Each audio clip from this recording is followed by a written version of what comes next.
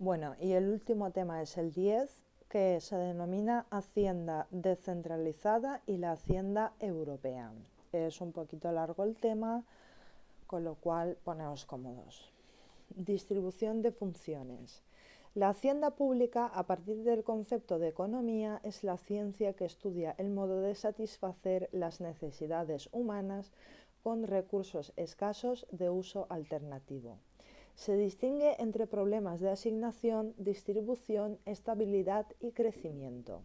Esto es importante, repito, se distingue entre problemas de asignación, distribución, estabilidad y crecimiento. Se defendió la hacienda pública como el estudio de las funciones realizadas por el sector público en cuanto a la resolución de estos 4 problemas. Vamos a ver un poco qué es lo que significa asignación de recursos. Bienes públicos puros se caracterizan por la ausencia de rivalidad en el consumo y por la imposibilidad de aplicar el principio de exclusión. Ambos elementos impiden cobrar un precio para quienes deseen su adquisición y obliga a que su financiación se provea a través de los impuestos. La no rivalidad en el consumo puede presentarse a escalas muy distintas. Así podemos diferenciar, por ejemplo, la seguridad ciudadana, dependiendo de la naturaleza de la actividad, los marcos más adecuados, el Estado, comunidades autónomas, ente local. En nuestro ejemplo es el local. En el caso de defensa nacional, la no rivalidad coincide con el Estado. Un segundo factor atañe al coste de provisión del bien público y la presencia de economías de escala en su producción. Consideremos el caso de la prevención de incendios en un núcleo urbano, donde no resulte eficiente por tratarse de localidades muy pequeñas. En este caso es posible que los diferentes ayuntamientos formen una mancomunidad para compartir los servicios o que esta actividad sea realizada por la Diputación Provincial o la comunidad autónoma. La tercera cuestión concierne a la revelación de preferencias hacia los bienes públicos puros por parte de los integrantes de la comunidad. No resulta fácil determinar cuál es la demanda de bienes públicos, pues no es plausible suponer que el individuo contestaría a la pregunta de cuánto estaría dispuesto a pagar cuando sabe que si el bien público se ofrece, lo conseguiría a un precio igual a cero. La descentralización fiscal de los bienes públicos ofrece una solución indirecta para este problema. Consideremos que existen dos jurisdicciones diferentes, una con una notable provisión de bienes públicos y una alta presión fiscal, y la otra con menor cantidad de bienes públicos y una menor cifra de impuestos por pagar. En dichas circunstancias, los sujetos emigrarían hacia aquella comunidad en la que la combinación entre impuestos y bienes públicos se ajuste más a sus preferencias. Este fenómeno de revelación de preferencias mediante la inmigración fue denominado por Thibaut como votación con los pies. El conocimiento de las preferencias de los ciudadanos es más fácil cuanto mayor sea la cercanía entre los electores y el gobierno que realiza las funciones de administración. Si estuviéramos en una situación de información perfecta en la que los gestores del sector público tuvieran un conocimiento absoluto de cuáles son los intereses de los ciudadanos, no habría ventaja de proveer bienes públicos de forma descentralizada, pues el gobierno central podría hacer lo mismo que los entes territoriales, aprovechando economías de escala y garantizando así una mayor igualdad entre todas las regiones o localidades.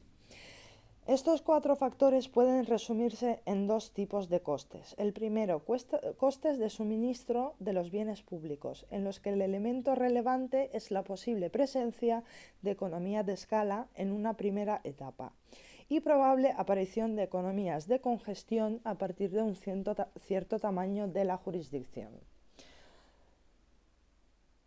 Y el segundo, los costes de captar información relevante sobre las preferencias de los ciudadanos, que podemos entender como creciente al aumentar el territorio.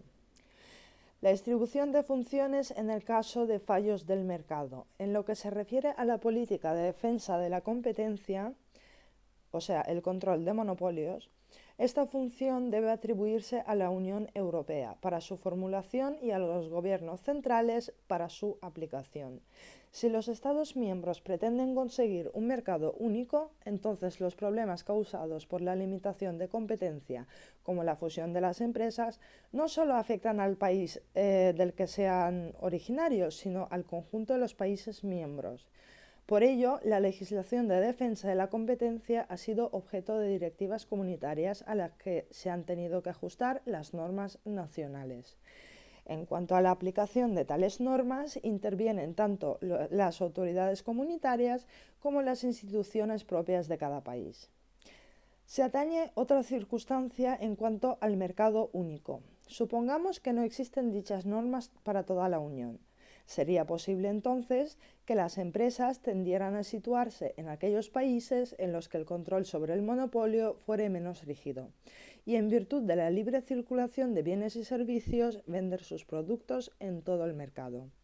Esta reflexión avala la competencia de la Unión Europea en las circunstancias de información asimétrica y que han dado históricamente a las normas sobre marcas o nombres comerciales. Un segundo fallo del mercado es representado por el control de los efectos externos, donde es de especial referencia la contaminación atmosférica. En este caso también es fácil justificar la presencia de dos niveles de competencia. De un lado, en lo que se refiere a las normas generales sobre contaminación, es razonable la competencia de la Unión Europea, porque si los países adoptan distintos niveles de exigencia para la protección medioambiental, las empresas contaminantes tendrían incentivos de situarse en el país cuya política ambiental sea menos dura. De otro lado, porque la contaminación generada en un país miembro puede acabar afectando a los ciudadanos de otro país, de tal modo que todos los esfuerzos de una nación para resolver el problema de contaminación pueden ser inútiles al recibir las emisiones de otro país. En lo que respecta a la vigilancia del cumplimiento de dichas normas, lo lógico es que se ejerza desde los niveles de gobierno que tienen un acceso más fácil a la información. Si una industria realiza un vertido a un río, será más sencillo que esta infracción la detecte el ayuntamiento donde esté situada la empresa o bien la comunidad autónoma. En relación a bienes preferentes, que es la educación y la sanidad, deben tenerse en cuenta algunos aspectos. En los bienes preferentes aparecen características de carácter distributivo. Supongamos que una comunidad opta por una combinación elevada de presión fiscal y buena provisión de bienes preferentes, mientras que otra elige una imposición reducida y con menor cantidad de bienes preferentes. En tal caso, el proceso defendido por Thibaut podría llevar a que la primera comunidad atrajera a individuos con rentas más bajas, mientras que la segunda recibiría a los de altos ingresos, con lo que la política de la primera sería inviable. La libre circulación de factores de producción y de mano de obra entre los países de la Unión requieren que en materia de educación existan normas comunes que permitan dar una validez mutua a los títulos académicos. Si el país al que pertenecen las distintas comunidades autónomas pretende asegurar el principio de igualdad entre los ciudadanos, también el gobierno central debe tener competencias en esta materia, pues en caso contrario podríamos observar situaciones en las que en una comunidad la enseñanza obligatoria es hasta los 16 y en otra es hasta los 14. Asimismo, el Gobierno central puede conseguir la nivelación en la provisión de determinados bienes preferentes a través de transferencias a los niveles inferiores. Del mismo modo, si un determinado nivel de enseñanza es atribuido a los entes locales, la comunidad autónoma puede compensar a los ayuntamientos con menor capacidad recaudatoria para generar una calidad mínima en ese servicio. Distribución de la renta. Si aceptamos que en las economías del mercado se producen desigualdades en la distribución de la renta y su propia pervivencia exige eliminar las discrepancias más llamativas, aunque solo sea para garantizar la estabilidad del orden social. hay un cierto grado de consenso en que las grandes políticas de redistribución de la renta tienen una mayor eficacia cuando se llevan a cabo a escala del país. El análisis realizado por Thibaut, votación con los pies, demuestra que si una comunidad autónoma elige realizar una política muy redistributiva basada en tipos marginales altos en el IRPF y el pago de pensiones y seguros de desempleo muy generosos, puede enfrentarse a que la libre circulación haga inviable su política. Los ciudadanos de rentas muy altas saldrán de dicha jurisdicción y los posibles beneficiarios de este tipo de ayudas tratarán de emigrar a dicha comunidad, con el resultado final financieramente inviable. Este argumento constituye la defensa para atribuir al gobierno central las políticas redistributivas. Una segunda razón que avala políticas redistributivas a escala nacional y no local es el posible comportamiento free rider. Consideremos que un ente local decide aplicar fuertes impuestos municipales, pero a cambio ofrece una buena provisión de bienes preferentes. Los ciudadanos más perjudicados por los impuestos pueden optar vivir en otro término municipal cercano, pagar menos impuestos y aprovechar la oferta del ente local que adoptó la política redistributiva. El efecto final es financieramente inviable. La movilidad también plantea problemas para atribuir a estas competencias a las comunidades o entes locales. Consideremos que un ente territorial decide reducir sus impuestos para atraer un mayor número de empresas o contribuyentes con elevada capacidad económica y prestar así unos servicios públicos mejores o mayor dotación de bienes preferentes o de políticas de redistribución. Si se tiene un éxito inicial, puede generar un proceso de emulación por parte de los territorios limítrofes, cuyo resultado será un nivel de recaudación inferior, peores servicios y políticas redistributivas menos generosas. No obstante, existen argumentos favorables para atribuir la competencia de redistribución a los entes locales. El modelo de votación con los pies es incompatible con los comportamientos altruistas de los ciudadanos. Si consideramos que la desigualdad excesiva en los niveles de renta es rechazada por todos los agentes económicos, entonces la redistribución se presentaría como un bien público puro. La presencia de información más exacta en los niveles locales avalaría una actividad redistributiva por parte de estos entes. Podríamos observar también la existencia de políticas redistributivas en las comunidades autónomas basadas en comportamientos cooperativos, voluntarios o no. Supongamos que una comunidad establece un programa de renta mínima. Si solo este territorio lleva a cabo esta política redistributiva, es posible que atraiga beneficiarios de otras comunidades. Ahora bien, si el ejemplo de la primera comunidad genera la emulación de los demás territorios por sí mismos o por la presión de los votantes, entonces encontraríamos una política idéntica por parte de todos los territorios, evitando así el movimiento migratorio. Política monetaria. Con la introducción del euro como moneda común, las competencias en cuanto a este instrumento de la política económica quedan en manos de las instituciones comunitarias, quienes encomiendan esta misión al Banco Central Europeo y al Sistema Europeo de Bancos Centrales. Si cada país miembro de la Unión Monetaria pudiera emitir libremente la moneda, existiría un incentivo al crecimiento de la oferta monetaria, considerando que la inflación acabaría repartiéndose entre los distintos países. El mismo argumento sirve para explicar por qué en un país dicha competencia corresponde al gobierno central y no a los entes territoriales o locales. Política cambiaria. La fijación de los tipos de cambio son una competencia unida a la política monetaria. Por ello, queda en manos de las instituciones europeas. Esta competencia ya había sido muy restringida desde que, tras el fin del orden económico internacional fijado en Bretton Woods, los países miembros de la Unión apostaron por la estabilidad de los tipos de cambio, la creación del sistema monetario europeo y el establecimiento de una moneda común. Política presupuestaria.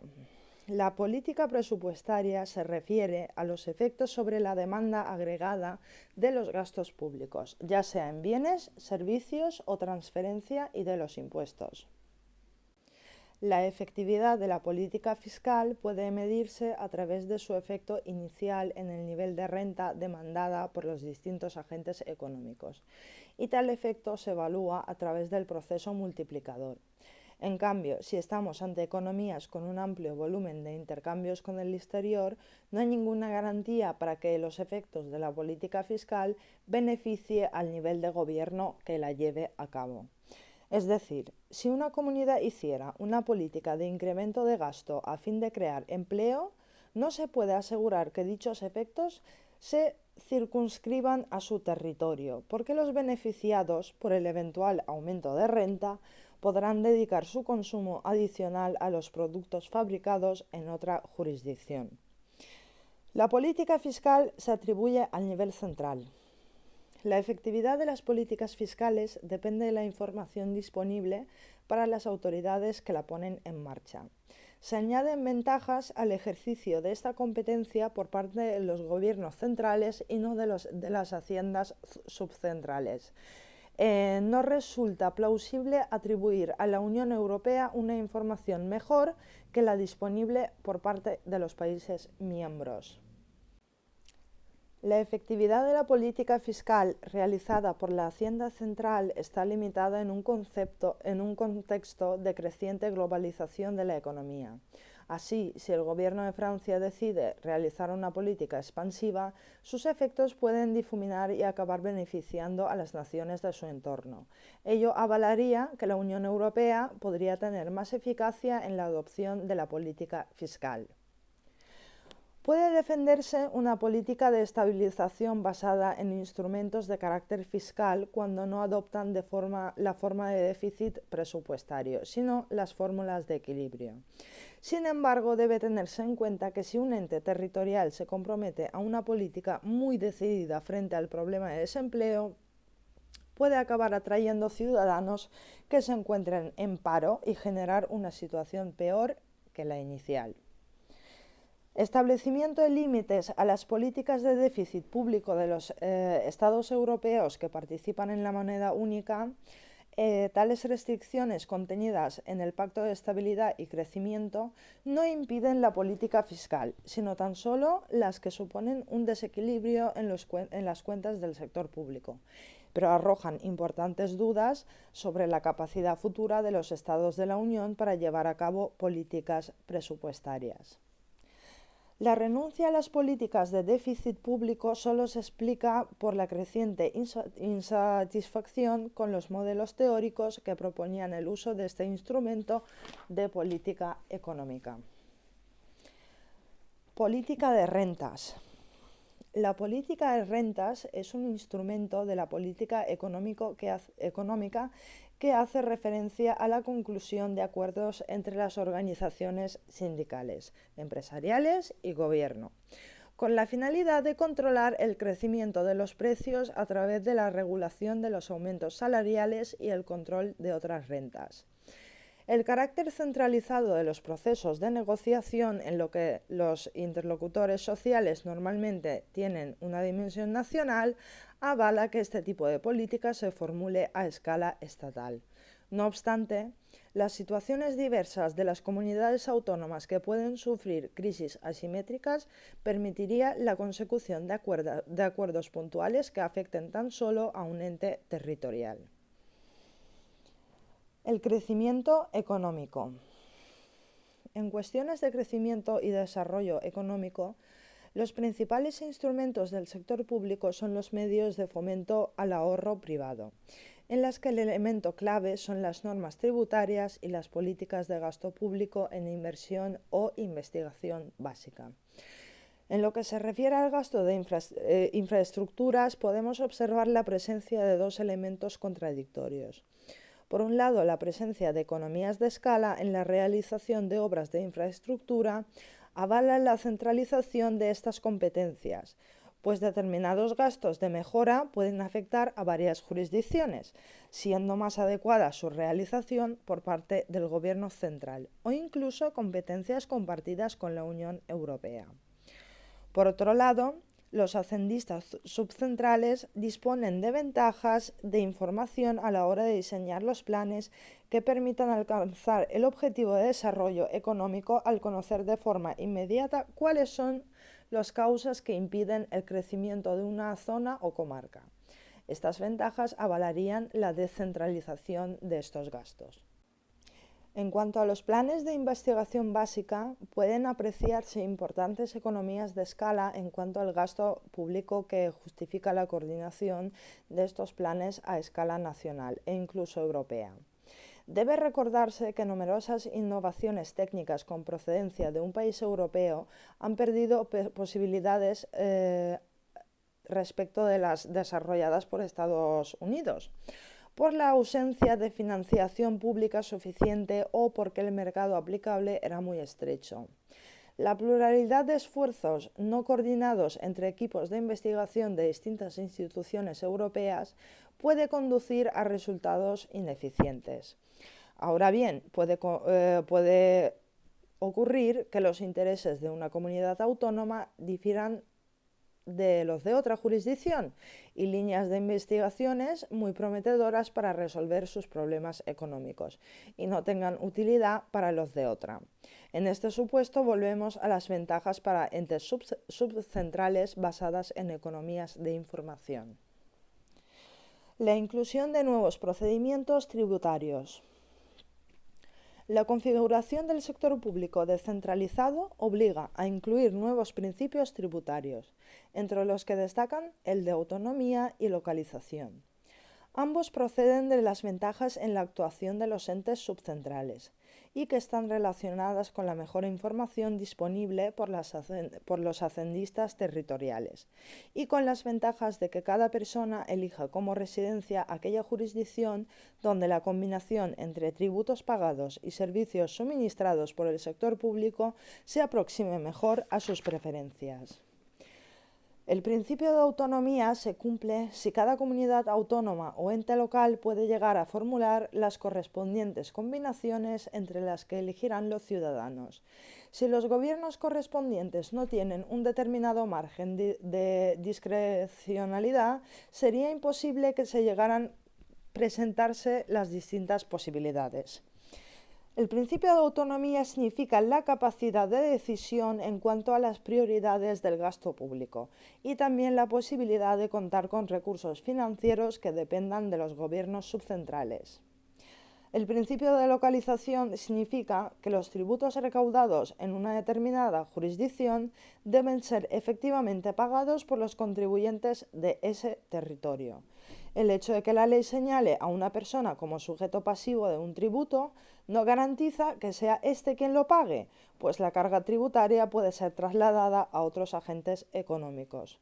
Cuando tenemos en cuenta la presencia de hacendistas subcentrales, la cuestión alcanza mayor relevancia, pues si un gobierno autónomo establece un impuesto que puede ser trasladado a los ciudadanos de otras regiones, esto es exportación fiscal, entonces podrá falsear las opciones que eligen los ciudadanos. La aplicación de este principio avalaría que cada gobierno subcentral tuviera competencias en la fase minorista de la imposición indirecta, difícilmente trasladable a otras regiones, pero no de fabricante o mayorista, cuyo traslado a otras regiones es más plausible. Pasamos a replanteamiento de los principios tributarios. En lo que respecta al principio de simplicidad, la descentralización fiscal añade circunstancias que hacen difícil su cumplimiento. En virtud de la autonomía fiscal, las diferentes comunidades autónomas o los entes locales tienen capacidad normativa para establecer sus propios tributos o para regular los aspectos fundamentales de la relación tributaria, exenciones, tarifas, deducciones, etc. Ello hace más difícil que el contribuyente conozca y cumpla sin costes sus obligaciones tributarias. Este principio es para tributos de amplia base, como el IRPF o el impuesto sobre sociedades. La competencia debe atribuirse al Gobierno central y no a las comunidades, pues si se trata de sumar todas las rentas percibidas por un individuo, tal cometido es más fácil hacer a nivel central que en cada uno de los entes territoriales. Del mismo modo, resulta más sencilla su administración que la descentralizada. En cambio, no genera dificultades desde la simplicidad la atribución a las haciendas subcentrales aquellos tributos en los que se graven bases muy localizadas, por ejemplo, la propiedad urbana, o en los que exista correspondencia entre el servicio prestado por el sector público y el pago realizado por el contribuyente, por ejemplo, las contribuciones especiales. No parece compleja la aplicación del principio de suficiencia al diseño del sistema de financiación en un marco descentralizado. Este principio tan solo reclama que cada unidad de gobierno disponga de los recursos necesarios para atender los gastos exigidos. Los problemas que puede plantear dicho principio proceden de la forma en la que valoran las competencias asumidas por una hacienda subcentral, pues la infravaloración conduce a la imposibilidad de financiarlas o de la capacidad de adaptarse a una mayor demanda en la provisión de los servicios transferidos. Si se pretende un nivel mínimo de provisión de determinados servicios públicos en aras del principio de igualdad, la suficiencia de recursos exigiría la existencia de transferencias de los territorios de mayor capacidad económica a los de menor nivel de renta.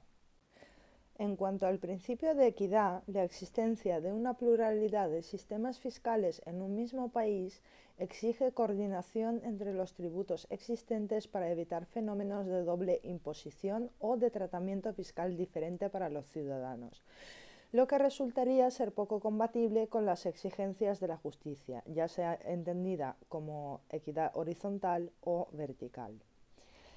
En lo que se refiere al principio de neutralidad, su exigencia en el marco de haciendas descentralizadas requiere que los sistemas tributarios propios de cada territorio no introduzcan distorsiones en las decisiones de los agentes económicos. Si una empresa decide en qué jurisdicción instalarse, uno de los factores que le puedan condicionar en su comportamiento es el nivel de imposición al que se debe enfrentar. La igualdad de circunstancias acabará optando por aquella que le ofrezca un menor nivel de tributación. Del mismo modo, si en la imposición personal sobre la renta se otorgan mayores deducciones en un territorio que en otro, se puede producir un desplazamiento de contribuyentes hacia aquel domicilio donde se encuentre una menor presión fiscal. Las complicaciones en cuanto al principio de neutralidad proceden de su compatibilidad con el de autonomía. Endeudamiento en el caso de haciendas descentralizadas. En el caso de no haberse producido el proceso de unificación monetaria, lo razonable es considerar que el endeudamiento de las haciendas subcentrales debe estar limitado. Ello se debe a que si hemos defendido que la política monetaria es una competencia del Gobierno central, no puede admitirse una financiación del déficit de los distintos territorios que pueden incrementar la oferta monetaria. Se deduce la obligación de que el déficit se financie de un modo ortodoxo, o sea, mediante la emisión a los particulares o con operaciones que no incrementen las disponibilidades líquidas en manos del público. Las consideraciones en materia de carga de la deuda y de su sostenibilidad serían aplicables a las haciendas subcentrales. Ahora bien, en la medida en que los entes subcentrales dispongan de sistemas tributarios más o menos flexibles, puede suceder que siendo la deuda sostenible en algunos territorios no lo sea en otros. En dichas circunstancias, el recurso al endeudamiento, si se le impone la condición de sostenible, puede ampliar las desigualdades en la provisión de servicios entre los distintos territorios, si las regiones más ricas son más dinámicas que las más atrasadas.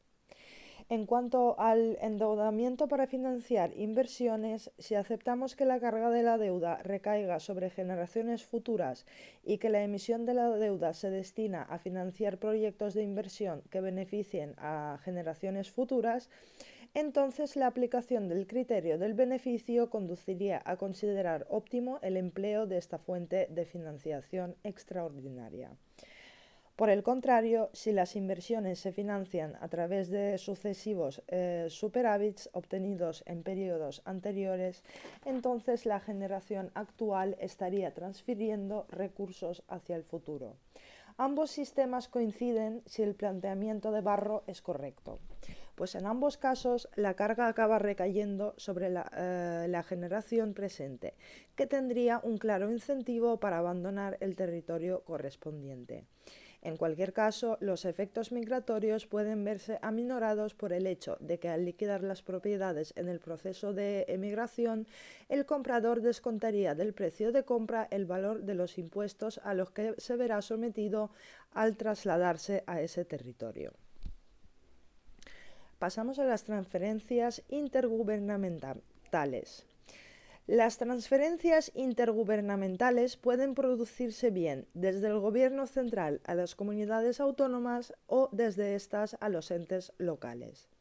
Las finalidades de estas transferencias son: 1. Políticas activas para igualar la distribución de la renta entre las diferentes comunidades autónomas o entre diversos territorios.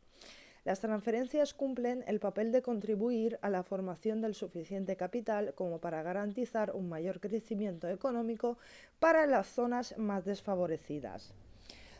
2. La consecución del principio de igualdad para todos los ciudadanos de una jurisdicción puede verse truncada por dos motivos. Puede suceder que la base fiscal de las comunidades o entes locales sean notoriamente dispares y no se pueda garantizar a los ciudadanos la obtención de un nivel mínimo de prestaciones públicas, o no se pueda garantizar una cierta igualación en la calidad de los servicios del sector público. Aun en el caso de que el territorio tuviera una suficiente capacidad fiscal, las condiciones de la población, por su tamaño, dispersión, edad o condicionamiento geográfico, puede hacer más cara la provisión de un determinado servicio en una cierta zona. En ambos casos, ya sea por falta de ingresos o un nivel de gasto superior, el objetivo de la transferencia intergubernamental es compensar a un territorio para que alcance un nivel mínimo en determinados servicios públicos, garantizando así el principio de igualdad. La presencia de efectos externos en las actividades de un territorio que favorece a las áreas limítrofes o el Estado en su conjunto, una hacienda subcentral realizaría en dichas circunstancias el esfuerzo correspondiente a los beneficios que internalice, pero no el de las externalidades. El resultado sería una asignación ineficiente de los recursos públicos, que puede evitarse a través de transferencias entre los distintos territorios. Estas transferencias pueden instrumentarse a través de acuerdos de cooperación o financiando tales proyectos con cargo a los ingresos recaudados por el Gobierno central, que después transferiría los recursos necesarios a los territorios correspondientes. Pasamos a la clasificación de las transferencias intergubernamentales. Las transferencias pueden ser condicionales o incondicionales, según se transfieran con destino a una finalidad concreta decidida por quien lo hace o si se asigna libremente a los fines que desee el perceptor. Las transferencias condicionales se dividen en generales y específicas, dependiendo del grado de concreción que presente la finalidad establecida. Así, si se indica que el destino debe ser la mejor de la red viaria, estaríamos ante una condición general. Pero si se indica que debe destinarse la transferencia a una carretera concreta del territorio, estaríamos ante una condicional específica, la cual se divide en no compensatoria, que es una cantidad de dinero fija, o compensatoria. Es un porcentaje del coste del proyecto. Si dicho porcentaje tiene un límite, estamos ante una transferencia acotada. Las transferencias incondicionales pueden ser participación en los ingresos. Esto significa que los entes subcentrales tienen derecho a un porcentaje en los tributos recaudatorios. La ventaja es que si la recaudación de un impuesto es más eficiente a escala nacional, las comunidades autónomas tienen derecho a una parte de dichos ingresos, pues las bases gravadas se han generado en su jurisdicción. Y las segundas son las perecuatorias, disculpad. Perecuatorias son transferencias incondicionales que no guardan relación con los ingresos recaudados por el sector público central y su finalidad es proceder a la igualación de situaciones en diferentes entes. Esta necesidad de igualación puede proceder de diferente capacidad fiscal o de las diversas situaciones en cuanto al coste de suministro del servicio público. En este segundo supuesto, la subvención puede hacerse depender o no del esfuerzo fiscal realizado por el territorio. ¿Qué tipo de transferencia es la más adecuada? Pues vamos a ver. Tenemos cuatro tipos que analizar para saber qué tipo de transferencia es la más adecuada. La primera es: las transferencias incondicionales son más coherentes con el principio de autonomía de los entes subcentrales, en la medida en que pueden asignarse a las finalidades que más se ajusten a las preferencias de los integrantes del territorio. 2. Las políticas de redistribución de la renta se mantiene a la hora de proclamar la superioridad de las transferencias condicionales cuando el objetivo es garantizar el cumplimiento de determinadas finalidades. Así, si de lo que se trata es de garantizar el acceso obligatorio y gratuito a determinados niveles de enseñanza, las transferencias condicionales son más eficaces para garantizar el cumplimiento de las finalidades para las que se crean. 3. El deseo de corresponsabilizar a los distintos niveles de gobierno en la realización de actividades públicas, lo que en unos casos hará preferibles las transferencias compensatorias y en otras las perecuatorias relacionadas con el esfuerzo fiscal, la aspiración a una cierta igualdad entre territorios, en cuyo caso serán más adecuadas las transferencias no compensatorias o las perecuatorias igualadoras de capacidad fiscal, o bien se tratará de evitar situaciones de ilusión fiscal, en las que los recursos recibidos en forma de transferencia pueden ser interpretadas por los contribuyentes como una reducción en el precio que deben pagar por los servicios públicos y expandir su demanda a estos.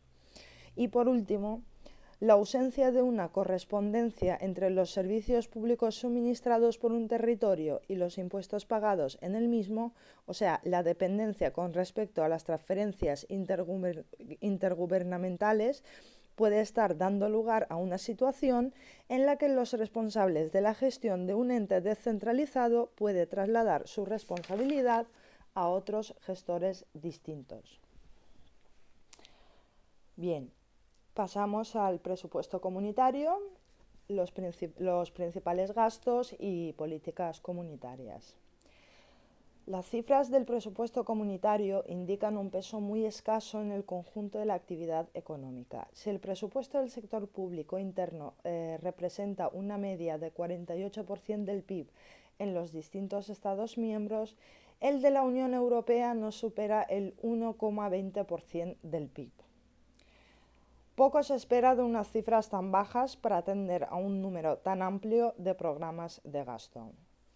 En cuanto a las políticas de mantenimiento de los precios agrarios en condiciones de libre circulación de bienes y servicios, la única política agraria efectiva para mantener los precios de los productos es la elaborada a escala comunitaria. Ello explica su génesis e importancia en cuanto al gasto total. Las políticas de redistribución de la renta entre las diversas regiones europeas pueden ser más efectivas cuando se realizan desde la Unión Europea. Se debe a que las diferencias entre regiones son mucho más acusadas en nuestro caso que en el de otros países de estructura federal, lo que exige un esfuerzo mayor.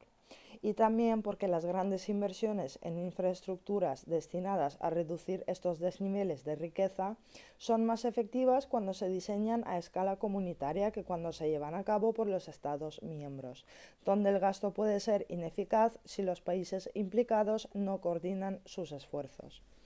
Determinadas acciones de la Unión pueden resultar generadoras de desigualdad, lo que exigiría un esfuerzo compensador a través del presupuesto y las políticas de reequilibrio regional. El cumplimiento de objetivos marcados por las directivas comunitarias pueden suponer un desembolso excesivo para algunos Estados miembros, al que no podrán hacer frente con sus recursos financieros. Derechos de aduana.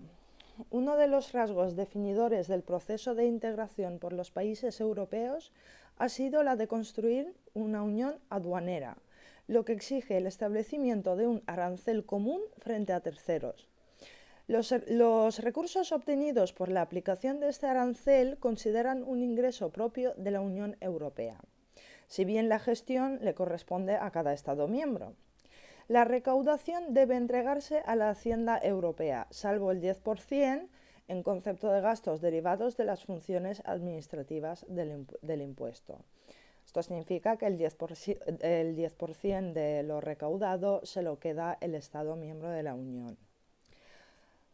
Bien, los derechos de aduana no tienen una función recaudatoria, sino que su objetivo es proteger la producción del país que impone el arancel contra la competencia procedente de otras naciones. Pasamos a los derechos agrícolas y las cotizaciones sobre el azúcar y la isoglucosa. Tres tipos de ingresos diversos, pero que tienen en común su relación con la política agraria. En lo que se refiere a los derechos agrícolas, su origen se encuentra en la fijación de precios mínimos garantizados para la producción agraria. Si la Unión Europea pretende mantener los precios y existen competidores extracomunitarios que puedan suministrar esos mismos productos a un precio inferior, nos encontramos ante dos problemas paralelos. Primero, los productos agrarios importados tendrán una ventaja competitiva respecto a los de origen comunitario. Y dos, las producciones agrarias de la Unión Europea tendrán dificultades para introducirse en los mercados foráneos.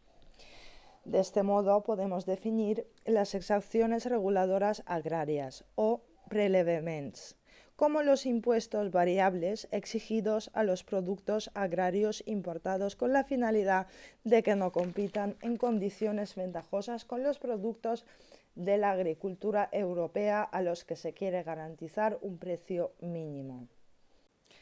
Si además se pretende que el producto europeo pueda competir en igualdad de condiciones con el resto del mundo, entonces el producto comunitario debería recibir una subvención. Estos dos mecanismos producirán el efecto perseguido en cuanto a los objetivos de garantizar el precio mínimo a los agricultores europeos y que, a su vez, estos no perdieran mercados interiores, pero no dejaban de causar problemas. ¿Por qué? Pues por varios motivos. Este tipo de política afectaba negativamente a los países extracomunitarios, que fueran exportadores netos de productos agrícolas que venían, como no podían competir a precios más bajos en el territorio de la Unión, mientras los de origen comunitario lo hacían en igualdad de condiciones con los suyos. La Ronda Uruguay en 1995 produjo modificaciones en estos dos instrumentos, que se traducen en que los antiguos prélèvements se convierten en los derechos agrícolas, a los que se pretende dotar de mayor transparencia y reducir su cuantía.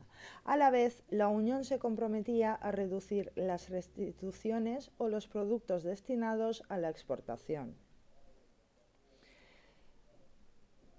El segundo problema era que el procedimiento perjudicaba a aquellos países europeos que, como Reino Unido, tenía importantes relaciones comerciales con países extracomunitarios en cuanto a productos agrícolas. Los consumidores británicos se vieron frente a unos precios superiores para productos de alimentación y los impuestos sobre los bienes importados se consideraban como un recurso propio de la Unión. Como consecuencia, el Reino Unido tenía una aportación neta al presupuesto positiva que no correspondía con la renta per cápita del país. Esto dio lugar al Acuerdo del Consejo Europeo en 1984 que instituye el cheque británico y configura como una devolución especial a Gran Bretaña a consecuencia del exceso de aportación británica al presupuesto comunitario. En cambio, las cotizaciones sobre el azúcar y sobre la producción de la isoglucosa son tributos que gravan la producción y almacenamiento del azúcar y o isoglucosas. La justificación se encuentra en que se pretende que los gastos destinados a la regularización del mercado de azúcar corran a cargo del propio sector. El hecho de que este sistema se aplique al azúcar se debe a que resulta sencilla su gestión, pues la remolacha o la caña hay que transformarla para obtener azúcar. Su extensión a las isoglucosas, que son sustitutivos de azúcar, trata de evitar los efectos de sustitución que se apreciaron en un primer momento y por ello se añadió la isoglucosa. La evolución de este tipo de ingresos no es fácil de predecir por ser un mercado inestable. El recurso procedente del IVA. En los derechos de aduana o en los recursos procedentes de la política agraria común nos encontramos con unos ingresos propios de la Unión Europea que nacieron con otra finalidad. Sin embargo, en el caso del recurso procedente del IVA, estamos ante un instrumento cuya finalidad es alcanzar la suficiencia en el ámbito de la Hacienda Europea. No es de extrañar que ocupe una posición privilegiada en el conjunto de los ingresos del presupuesto comunitario y que su papel creciente solo se redujo cuando se establecieron límites a su recaudación. La principal ventaja de elegir el IVA como elemento de referencia se encontraba en que este impuesto ha sufrido un proceso de armonización que permitía aplicar un recurso cuyo importe se calcula a partir de recaudaciones nacionales. Para el cálculo se parte de la base imponible teórica del IVA en cada país y se considera que éste debe entregar a la Hacienda Europea un porcentaje de este valor, que se fijó en un máximo de 1,4%, aunque se ha ido reduciendo progresivamente hasta llegar al 1%. El procedimiento perjudica a aquellos países cuyo nivel de consumo en relación al Producto Nacional Bruto sea mayor a cuyo peso de la imposición indirecta sea más acusado. Por ello se establece como límite que la base imponible teórica del IVA no puede superar el 55% del PNB de ese país. Este sistema de cálculo beneficia a los países cuyo fraude en este impuesto sea más acusado, porque la recaudación será más pequeña. En este orden, la Comisión Europea ha mostrado su preocupación por el índice de fraude del IVA en España, que cifra en un 30%. Debido al cheque británico, la aportación del Reino Unido por este concepto se reduce para impedir que su aportación neta sea excesiva. Esta deducción a la que tiene derecho Gran Bretaña se cubre ampliando la aportación de los demás países miembros de acuerdo con los criterios empleados para el reparto del cuarto recurso comunitario, es decir, el PNB de cada país. Por cierto, el PNB es el Producto Nacional Bruto. Cuarto recurso o recurso complementario. La característica de este recurso es que tiene un papel de cierre del sistema de financiación de la Hacienda Europea. El presupuesto comunitario debe presentar una situación de equilibrio, en el que el total de gastos debe cubrirse con los recursos que estamos discutiendo.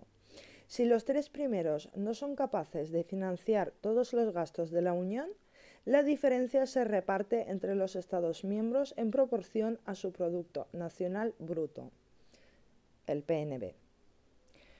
1. Si el recurso basado en el IVA podría ser criticado por su posible regresividad, en el caso del Producto Nacional Bruto parece que se cumple mejor el criterio de capacidad de pago. 2. La estimación de estas aportaciones está sometida a una necesidad de armonizar los cálculos de las magnitudes macroeconómicas de carácter real y los procedimientos de la contabilidad nacional a fin de evitar distorsiones. Y por último, en la medida en la que los distintos países tengan porcentajes distintos de economía sumergida, el cálculo de este recurso puede generar situaciones de injusticia. Propuesta de nuevos recursos propios. La posibilidad de introducir un nuevo recurso que debe ser estudiada a partir de una serie de criterios que estableció la Comisión, que es el respeto a la capacidad contributiva de los Estados miembros, equidad desde el criterio de capacidad de pago, su aplicación a todos los contribuyentes, ya sean personas o empresas, equidad como exigencia de igualdad, la aplicación sobre una base uniforme con el mismo tipo impositivo, neutralidad, capacidad de generar suficientes recursos financieros y adaptación al ciclo económico, suficiencia, y debe ser perceptible para los ciudadanos y de fácil gestión, simplicidad. Principales propuestas de nuevos recursos para la Unión Europea. Para la imposición directa, cesión a la Hacienda Europea de una parte de recaudación del IRPF. Dicha propuesta tiene dos versiones: que solo se ceda la parte correspondiente a la recaudación hecha de las rentas de trabajo o que se ceda solo la parte correspondiente a la recaudación de las rentas del capital de no residentes. En ambos casos, las dificultades estriban en la ausencia de un impuesto sobre la renta armonizado. Las diferencias en el nivel de fraude fiscal y la posibilidad de escapar a su tributación desplazando el patrimonio. El impuesto sobre sociedades permitiría introducir un impuesto directo en el conjunto de los recursos comunitarios. El problema es la ausencia de armonización en esta materia, con lo que la asignación de cuotas a cada país puede acabar representando un esfuerzo fiscal diverso. El establecimiento de un impuesto sobre patrimonio tendría los defectos ya señalados sobre la riqueza y además generaría incentivos para que el ahorro se traslade fuera de la Unión Europea. Con respecto a la imposición indirecta, se propone modificar el actual recurso IVA por una parte de recaudación directamente obtenida por cada Estado miembro o establecer un recargo, cuyo importe sería considerado como ingreso propio de la Unión. Una alternativa a utilizar la imposición general es hacer uso de los impuestos especiales, pero no están armonizados. Establecer un impuesto que recaiga sobre las emisiones de CO2 o dióxido de carbono tendría la ventaja de ser coherente con el objetivo de limitar los efectos externos. Su principal inconveniente es que no todos los Estados miembros disponen de este tributo. La introducción de un impuesto que grave las transmisiones de activos en los mercados financieros, su principal ventaja es la posibilidad de emplearlo como medio de combatir la especulación, pero genera los mismos efectos indeseables en cuanto a la asignación del ahorro fuera del territorio de la Unión Europea. Establecimiento de un impuesto específico para las comunicaciones, por entender que éstas se han visto muy beneficiadas por el logro del mercado interior. Y por último, en lo que respecta a los no tributarios, tenemos dos, que es el señoreaje, que podría obtenerse a través de la emisión de euros, pero las dificultades se plantean por las reticencias de determinados países miembros al uso de la emisión de la moneda por sus posibles efectos inflacionistas y además porque dejaría fuera a los países que no se incorporen a la última fase de la Unión Económica y Monetaria. Y por último, sanciones pecuniarias por el incumplimiento de los requisitos establecidos en el Pacto de Establecimiento y Crecimiento podrían resultar un recurso útil, pero cuya capacidad recaudatoria es discutible. Pasamos a los problemas de armonización fiscal. Las cuestiones relativas a la armonización fiscal proceden del objetivo de la libre circulación de mercancías y de factores de producción y la presencia de sistemas tributarios distintos en un marco de movilidad perfecta de los recursos y productos que se obtienen. De ello puede generar importantes distorsiones en cuanto a la asignación y causar situaciones de ventaja competitiva para los agentes económicos situados en los territorios con menor presión fiscal. Si consideramos que la Unión Europea ha adoptado una moneda única, las soluciones tradicionales para estas distorsiones, que operaban mediante devaluación o revaluación de las monedas nacionales, pierden toda su virtualidad. Ahora bien, un análisis más riguroso exige separar los problemas planteados por la circulación de mercancías que tratamos en la armonización de la imposición indirecta, de los que se originan por la libre circulación de factores como el capital, que se incluyen bajo la rúbrica de la armonización de la imposición directa.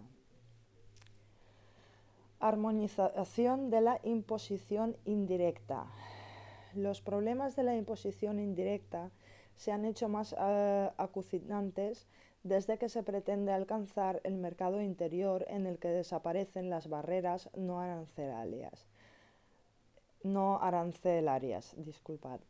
y los trámites aduaneros al pasar de un país comunitario a otro.